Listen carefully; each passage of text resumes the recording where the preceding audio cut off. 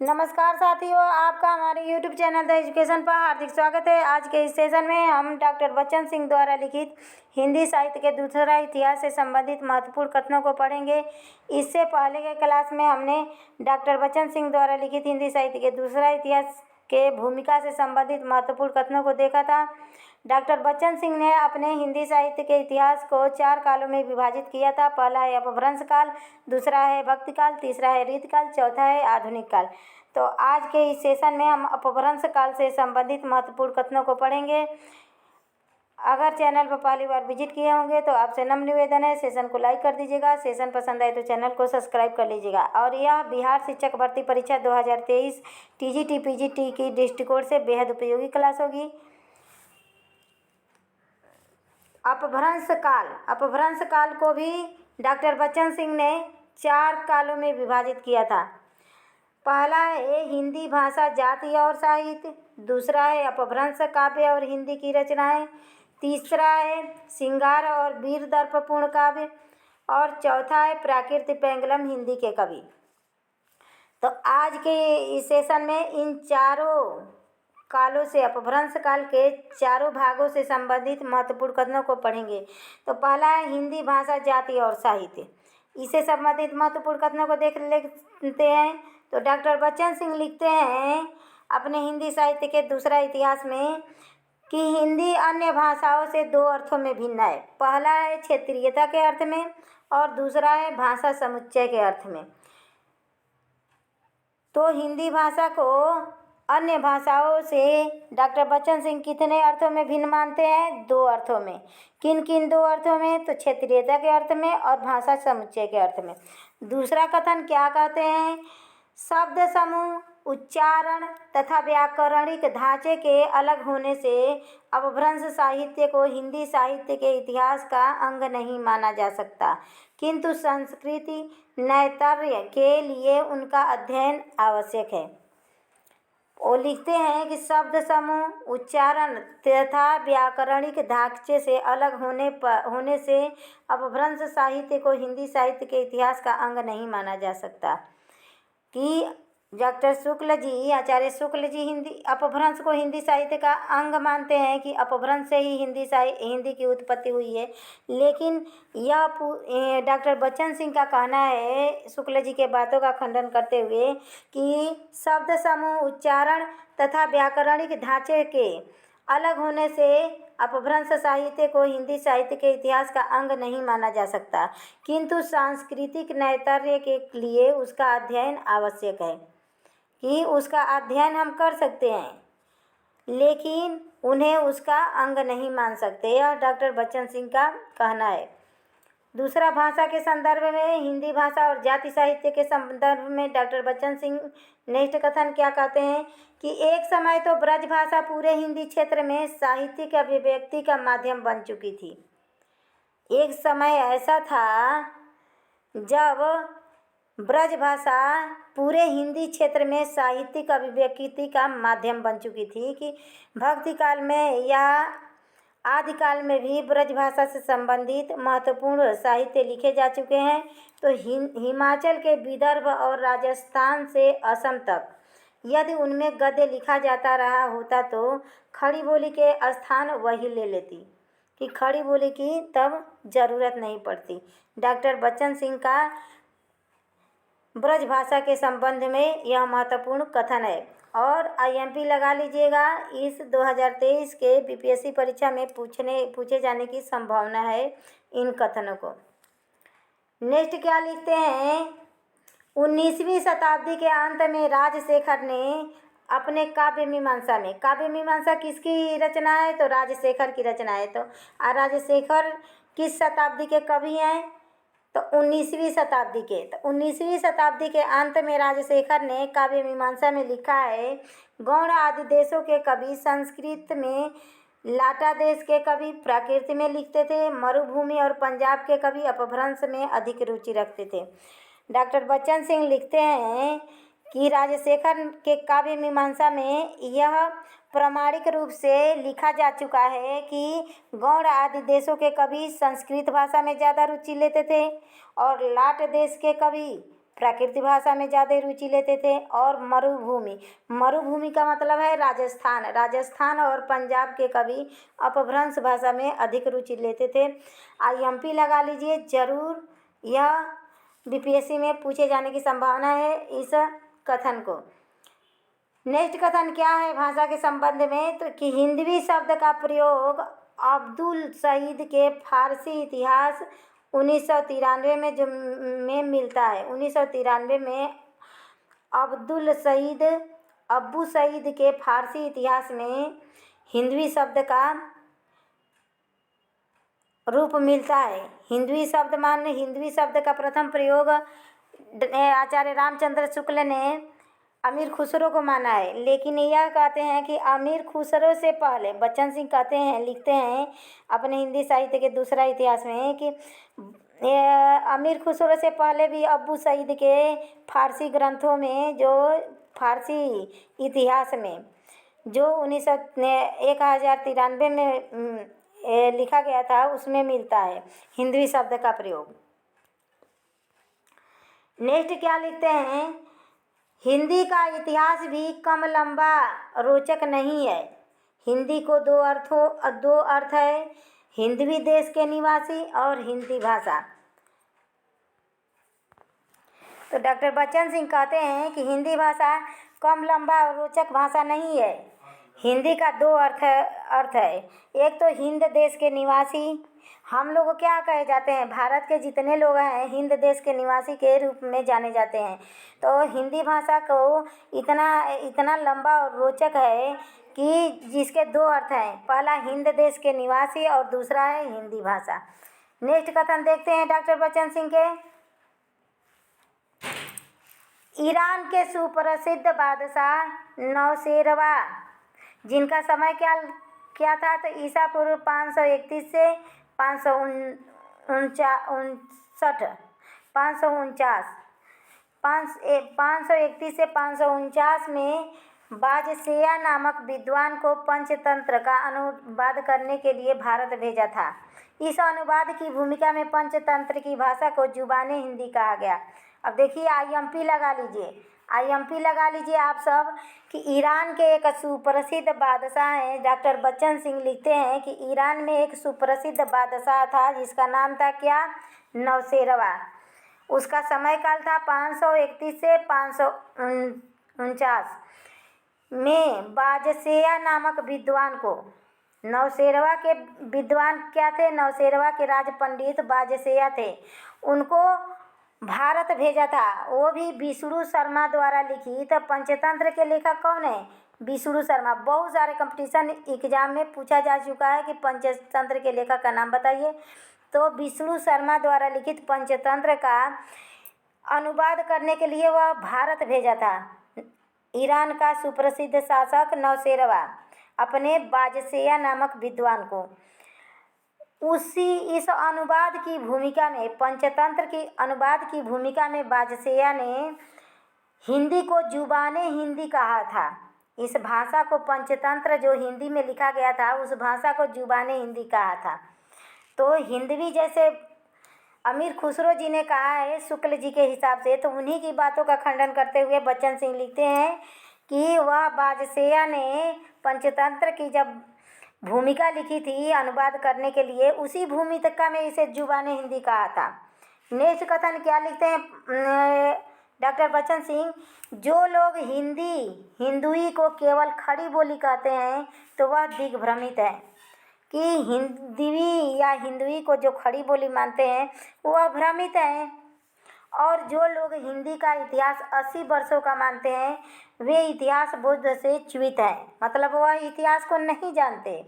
हिंदी साहित्य का इतिहास मात्र 80 वर्षों का खिलौना नहीं है, वह बहुत पुराना है। वही कहते हैं कि जो इसे 80 वर्षों का इतिहास मानते हैं वे इतिहास बोध से च्युत हैं, इतिहास को नहीं जानते।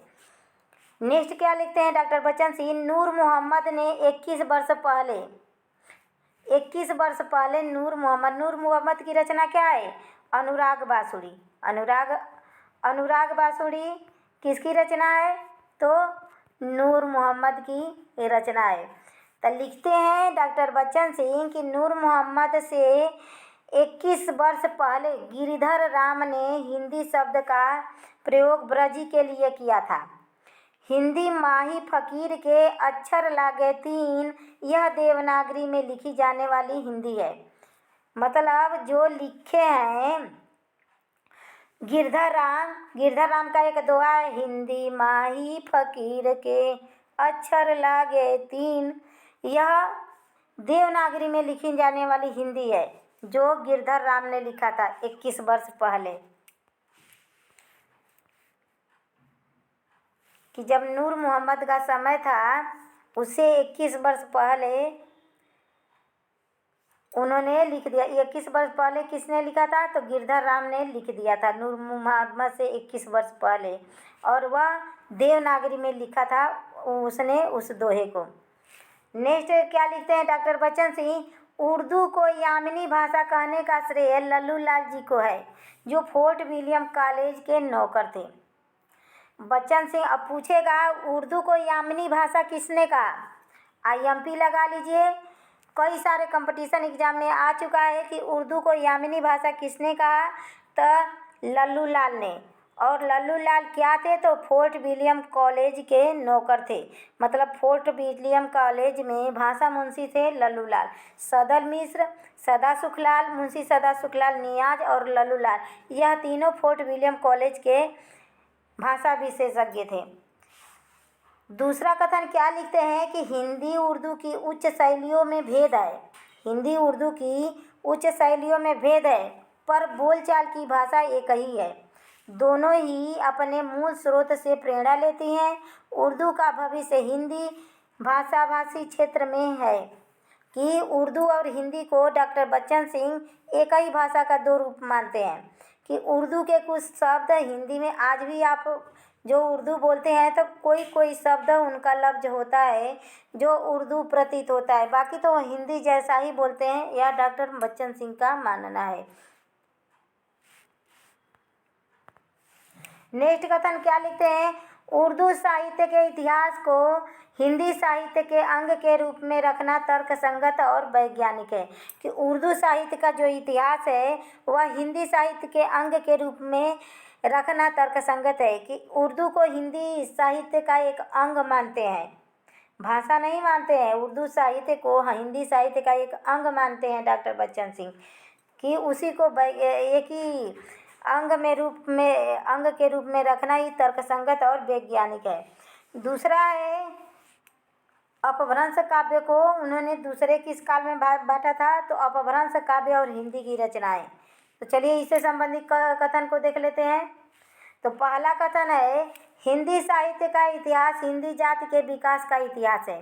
ठीक उसी तरह जिस तरह बांग्ला साहित्य बंगाली जाति का, मराठा साहित्य मराठी जाति का, गुजराती साहित्य गुजराती जाति के विकास का इतिहास है। यह डॉक्टर बच्चन सिंह का मानना है कि हिंदी साहित्य का इतिहास हिंदी जाति के विकास का इतिहास है।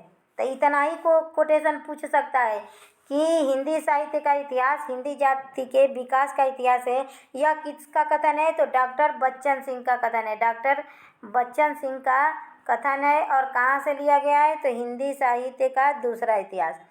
ठीक उसी तरह देखिए यहाँ पे उदाहरण अलंकार प्रयोग कर दिए हैं कि ठीक उसी तरह जिस तरह बांग्ला साहित्य बंगाली जाति का साहित्य माना जाता है, मराठा साहित्य मराठी जाति का साहित्य माना जाता है, और गुजराती साहित्य गुजराती जाति के विकास का इतिहास माना जाता है।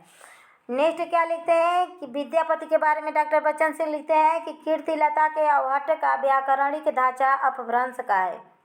कि अपभ्रंश के बारे में अपभ्रंश साहित्य और हिंदी साहित्य की रचनाएं दूसरे पाठ से संबंधित क्या लिखते हैं कि कीर्तिलता के अवहट्ट का व्याकरणिक ढांचा अपभ्रंश का है। कि कीर्तिलता को उन्होंने अपभ्रंश भाषा का काव्य माना डॉक्टर बच्चन सिंह। और कीर्तिलता किसकी रचना है? तो विद्यापति की रचना है। विद्यापति की रचना है कीर्तिलता, कीर्तिपतक का और पदावली। नेक्स्ट कथन डॉक्टर बच्चन सिंह क्या लिखते हैं कि साहित्य की भाषा लोक भाषा से बनती है। साहित्य की भाषा कहाँ से बनती है? जो लोगों में प्रचलित है, लोक भाषा बनती है और लोक भाषा साहित्य से प्रभावित होती रहती है। दोनों में द्वंद्वात्मक संबंध होता है। लोक भाषा और साहित्य के बीच में संबंध स्थापित करते हुए यह डॉक्टर बच्चन सिंह का महत्वपूर्ण कथन है। नेक्स्ट क्या लिखते हैं अपभ्रंश भाषा के संबंध में कि अपभ्रंश साहित्य हिंदी साहित्य का समृद्ध रिक्त है। तो अपभ्रंश साहित्य हिंदी साहित्य का समृद्ध रिक्त किसने माना? तो डॉक्टर बच्चन सिंह ने। नेक्स्ट कथन क्या लिखते हैं डॉक्टर बच्चन सिंह? दोहा में अपभ्रंश का खास छंद है। दोहा क्या है? वैसे ही शुक्ल जी लिखते हैं, यदि गाथा या गाहा कहने से प्रकृति का बोध होता है, वैसे ही दोहा या दुहा कहने से अपभ्रंश का बोध होता है। शुक्ल जी भी दोहा छंद को अपभ्रंश का मुख्य छंद माने हैं और डॉक्टर बच्चन सिंह भी उनका समर्थन करते हुए मुख्य छंद माने हैं कि दोहा अपभ्रंश का खास छंद है। उन्होंने मुख्य छंद का उपमा दिया है, इन्होंने खास छंद का। जिस तरह गाथा कहने से गाहा कहने से प्रकृति का बोध होता है। देखिए वो पहले गाथा शुक्ल जी का अगर कथन आएगा, इसी में बच्चे दिग्भ्रमित होते हैं कि देखिए पहले गाथा या गाहा कहने से अपभ्रंश से थी प्रकृति का बोध होता है, वैसे ही दुहा दुहा कहने से तब पहले गाहा आएगा तो समझ लीजिएगा वो शुक्ल जी का कथन है। अब पहले दोहा आ गया तो समझ लिए उसी शुक्ल जी के कथनों का भी इधर उधर करके इन्होंने भी अपना साहित्य इतिहास लिखा है। तो देखिए दोहा अपभ्रंश का खास छंद है। जिस तरह गाहा कहने से प्रकृति का बोध होता है, उसी तरह दोहा कहने से अपभ्रंश का। अपभ्रंश में वीर, श्रृंगार, नीति और धर्म परक दोहे मिलते हैं। हिंदी में दोहों का प्रयोग उन्हीं विषयों के लिए हुआ है। सोरठा भी दोहा के अंतर्गत माना जाता है। यह डॉक्टर बच्चन सिंह का कहना है। अब वैसे दोहा का उल्टा छंद किसे माना जाता है? तो सोरठा को। दोहा का ठीक विपरीत छंद क्या है? सोरठा है। देखिए पहले ही ये निर्धारित कर दीजिए। देखिए पिछले 2021 टीजीटी यूपी टीजीटी परीक्षा में डॉक्टर बच्चन सिंह से बहुत सारे कथन पूछ लिए गए हैं। उनके इतिहास ग्रंथ को केंद्र में रखा गया था। अक्सर आचार्य रामचंद्र शुक्ल से संबंधित कथनों को पूछता था प्रत्येक कंपटीशन एग्जाम में, लेकिन 2021 के टीजीटी में ज़्यादातर बच्चन सिंह के इतिहास ग्रंथ से कथन पूछ लिया गया है।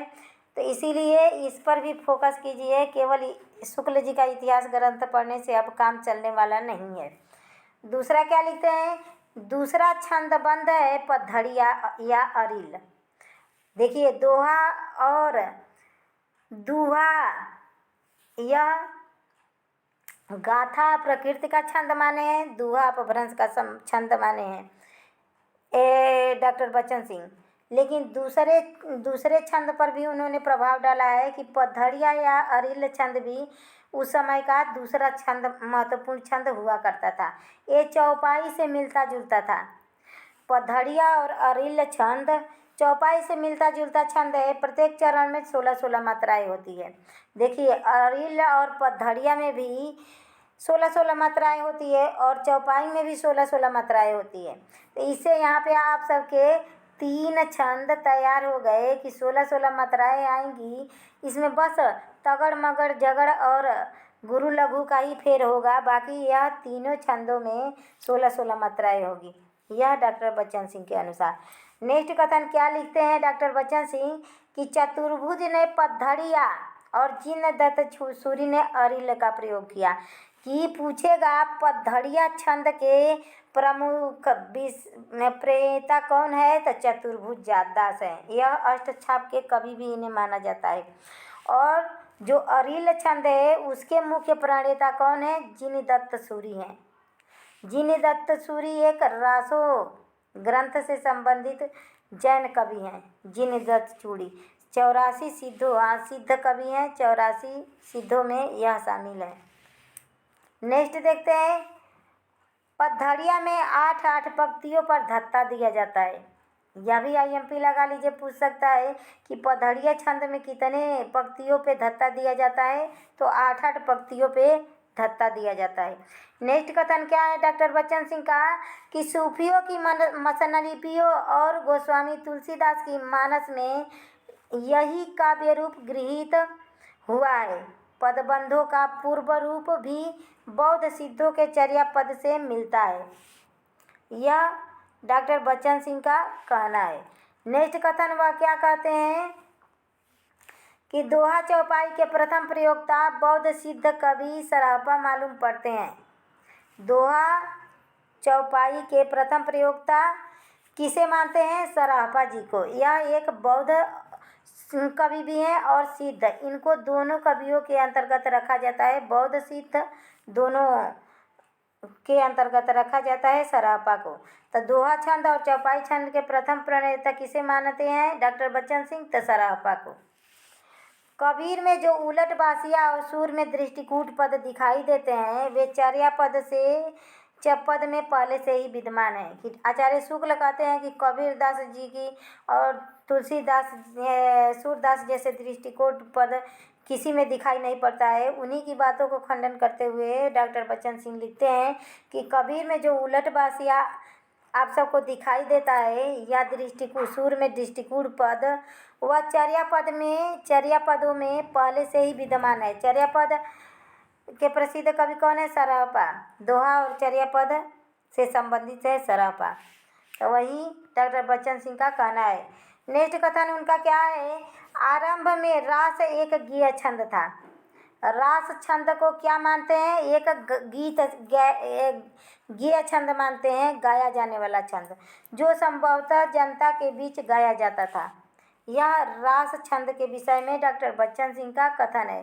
नेक्स्ट कथन क्या लिखते हैं? संदेश रासक का 1/3 अंश इसी छंद में लिखा गया है। बाद में रासो काव्य की परंपरा ही चल पड़ी, किंतु रास की गीयता लुप्त हो गई। छप्पय, कुंडलिया, रोला, उल्लाला, फाग, चरचरी, बेली, मंगल आदि लोकप्रिय छंद थे, जिनमें से कुछ हिंदी में स्वीकृत हैं और कुछ अस्वीकृत हैं। कि संदेश रासक का 1/3 अंश डॉक्टर बच्चन सिंह लिखते हैं कि अब संदेश रासक के रचनाकार कौन है? कमेंट बॉक्स में ज़रूर बताइए। तो संदेश रासक के रचनाकार कौन है? अब्दुल रहमान संदेश रासक के रचनाकार हैं। तो संदेश रासक का 1/3 अंश इसी छंद में लिखा गया है। बाद में रासों की परंपरा में चल पड़ी, किंतु रास की गीयता लुप्त हो गई। रास की गीयता रासो साहित्य में ही संदेश रासक को उन्होंने लिखा मानते हैं। बाद में रासो काव्य की परंपरा चल पड़ी, लेकिन किंतु रास की गीयता जो गाने की शैली थी वह लुप्त हो गई। उस समय के विभिन्न छंदों पर प्रकाश डालते हुए डॉक्टर बच्चन सिंह लिखते हैं कि कुंडलिया, छप्पय, रोला, उल्लाला, फाग, चरचरी, बेली, मंगल आदि लोकप्रिय छंद थे उस समय के, जिनमें से कुछ हिंदी में स्वीकार कर लिए गए हैं कि हिंदी भाषा में हिंदी भाषा में पद जो लिखे जाते हैं उनमें कुछ स्वीकार कर लिए गए हैं। इन्हीं छंदों को माध्यम बना के दोहा चौपाई, रोला, कुंडलिया से संबंधित छंद हिंदी भाषा में लिखे गए हैं। और कुछ छंद जैसे फाग है, चरचरी है, बेली है, मंगल है, ये 2-4 छंद हैं जो अस्वीकृत हो गए हैं। तो वही डॉक्टर बच्चन सिंह का मानना है। नेक्स्ट कथन क्या लिखते हैं कि जैन अपभ्रंश काव्य राजस्थान, गुजरात के सीमावर्ती प्रदेशों में लिखे गए हैं। जैन भाषा और अपभ्रंश भाषा के काव्य कुछ राजस्थान और गुजरात के सीमावर्ती प्रदेशों में लिखे गए हैं। और बौद्धों सिद्धों के दोहा कोश और चर्या गीत। अब पूछेगा दोहा कोश और चर्या गीत से संबंधित कौन है? तो बौद्ध और सिद्ध हैं। बंगाल, बिहार के सीमावर्ती क्षेत्रों पर आश्चर्य यह है कि चर्या गीत बंगाल और बिहार के सीमावर्ती क्षेत्रों में लिखा जाता था। बौद्धों और सिद्धों के दोहा कोश और चर्या गीत। आश्चर्य यह है कि अपभ्रंश की विरासत जिस मात्रा में हिंदी को प्राप्त हुई उस मात्रा में न गुजराती को प्राप्त हुई न बंगाली को। कि अपभ्रंश के जितने भी भाषा थे, अपभ्रंश का विरासत था वह हिंदी भाषा को प्राप्त हुई। इसीलिए हिंदी भाषा को अपभ्रंश भाषा की जननी माना जाता है या हिंदी भाषा का प्रादुर्भाव अपभ्रंश से हुआ ऐसा माना जाता है, क्योंकि अपभ्रंश का जो विरासत था उसमें का साहित्य विरासत के रूप में हिंदी को प्राप्त हो गई, गुजराती और बांग्ला को नहीं प्राप्त हुई। यह डॉक्टर बच्चन सिंह का मानना है। नेक्स्ट क्या लिखते हैं बच्चन सिंह कि अपभ्रंश काव्य को मोटे तौर पर 3 श्रेणियों में बांटा जा सकता है। अपभ्रंश काव्य को डॉक्टर बच्चन सिंह कितने श्रेणियों में बांटे हैं? तो 3 श्रेणियों में। एक एक पॉइंट, एक एक शब्द आप सब नोट डाउन कीजिएगा। एक एक शब्द से एक एक क्वेश्चन बनने वाले हैं। तो अपभ्रंश काव्य मोटे तौर पर 3 श्रेणियों में बांटा जा सकता है। एक सिद्ध काव्य, दूसरा जैन काव्य, तीसरा बौद्ध जैनेतर साहित्य। अपभ्रंश काल 14वीं-15वीं शताब्दी में हिंदी खड़ी बोली, अवधी, ब्रजी, मैथिली रचनाएं होने लगी थी। 14वीं-15वीं शताब्दी में खड़ी बोली में, अवधी में, मैथिली में रचनाएं होने लगी थी। विद्यापति एक ओर अवहट भाषा में लिख रहे थे और दूसरी ओर मैथिली भाषा में। मैथिली भाषा में विद्यापति ने पदावली लिखा, जिनके आधार पर उन्हें मैथिल कोकिल की संज्ञा मिली, और अवहट भाषा में उन्होंने कीर्तिलता और कीर्ति पताका को लिखा विद्यापति ने। नीचे क्या लिखते हैं कि आक्रोश की भाषा का पहला प्रयोग सरापा में दिखाई देता है कि सरापा का भाषा आक्रोश भरा है। यह डॉक्टर बच्चन सिंह का मानना है। दूसरा कथन क्या लिखते हैं कि पंडित होते भी वे पंडिताई के बोझ से दबे नहीं। सरापा के बारे में डॉक्टर बच्चन सिंह लिखते हैं कि वह पंडित होते हुए भी पंडिताई के बोझ से कभी नहीं दबे। पंडिताई के बोझ को उतारकर उन्होंने एक किनारे रख दिया था। सरापा के बारे में डॉक्टर बच्चन सिंह का इम्पोर्टेंट कथन है। नेक्स्ट कथन क्या लिखते हैं? दोहा कोशों और चर्या गीतों की भाषा में अंतर है। दोहों की रचना परिनिष्ठित अपभ्रंश है और चर्या पद की अवहट में। देखिए कि जो दोहा कोश और चर्या गीतों की भाषा में अंतर मानते हैं डॉक्टर बच्चन सिंह। उन्होंने कहा है कि दोहों की रचना परिनिष्ठित अपभ्रंश में हुई है और चर्या गीतों की अवहट भाषा में हुई है। नेक्स्ट कथन क्या लिखते हैं? नाथपंथियों की एक नई जाति बन गई, ना हिंदू ना मुसलमान। कि नाथपंथी एक अपना अलग जाति और माहौल बना लिए। वे ना हिंदू को मानते थे ज़्यादा, ना मुसलमान को। वह सबको एक नज़र से देखते थे। तो वही लिखते हैं कि नाथपंथियों की एक नई जाति बन गई, ना हिंदू ना मुसलमान, वो बीच में रह गए। नेक्स्ट क्या लिखते हैं? स्वयंभू के राम वाल्मीकि के राम की तरह मनुष्य हैं। कि जैसे स्वयंभू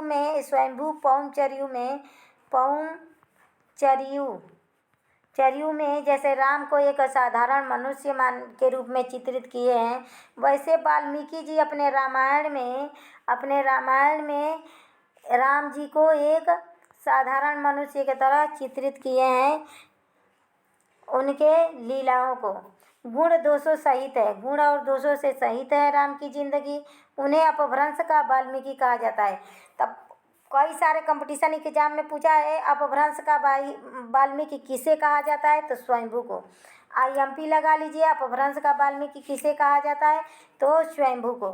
नेक्स्ट क्या लिखते हैं? पुष्पदंत का स्वभाव बड़ा अक्खड़ था। पुष्पदंत के बारे में लिखे हैं डॉक्टर बच्चन सिंह तो उनका स्वभाव बड़ा अक्खड़ था। उनमें न सांप्रदायिकता का अतिरिक्त आग्रह था और आग्रह भी था। वे अपने को अभिमान मेरू मानते हैं। तो कंपटीशन एग्जाम में पूछा गया है कि स्वयं को अभिमान मेरू किसने कहा है? तो पुष्पदंत ने। IMP लगा लीजिए, पुष्पदंत ने स्वयं को अभिमान मेरू कहा है। नेक्स्ट कथन क्या है? उन्होंने कहा है कि वाल्मीकि और व्यास ने लोगों को गुमराह किया है। वाल्मीकि और व्यास को उन्होंने लोगों को गुमराह करने के लिए माना है। अब नेक्स्ट कथन है, पता नहीं किन कारणों से द्विवेदी जी संदेश राशक को आदिकाल में रखते हैं, हेमचंद्र को उससे बाहर कर दिए हैं। कि अब्दुल के अनुसार संदेश राशक जो लिखा गया है अब्दुल रहमान के द्वारा, उन्हें द्विवेदी जी आदिकाल में रखते हैं और हेमचंद्र को उससे बाहर रखते हैं। क्लास लंबी हो जाएगी। कल हम तीसरा और चौथा भाग पढ़ेंगे, अपभ्रंश काल का तीसरा भाग, श्रृंगार और वीर दर्पपूर्ण काव्य, और चौथा भाग भी पढ़ेंगे। आज के लिए इतना ही। नमस्कार दोस्तों, धन्यवाद। सेशन पसंद आया होगा तो प्लीज़ चैनल को सब्सक्राइब कीजिएगा, लाइक कीजिएगा, शेयर कीजिएगा।